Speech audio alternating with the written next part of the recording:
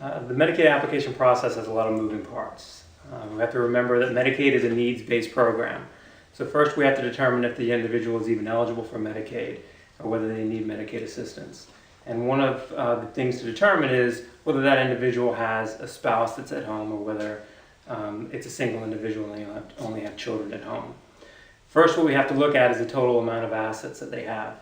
If there's a community spouse at home, we have to remember that that community spouse is only entitled to a certain number of assets, being half of the total number of assets. However, it's subject to a minimum and a maximum. So we have to look at all the assets. It includes any 401ks, IRAs, annuities that the individual may have, bank accounts, stocks, life insurance, depending on the value of the life insurance, and whether if the person is single or married, we also may have to take a look at the value of the home. So once we determine whether the individual is Medicaid ready, we can start the application process, which involves a lot of gathering of information.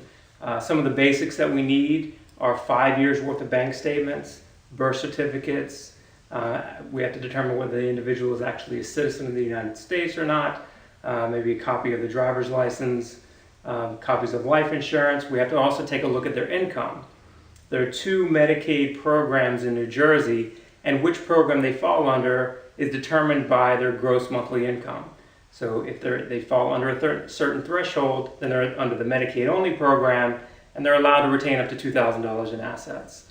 If they're over that threshold, then they fall under the medically needy program, and they're allowed to retain up to $4,000 in assets. So the process itself is very involved. That's why most of our clients come to us to kind of guide them through the entire process.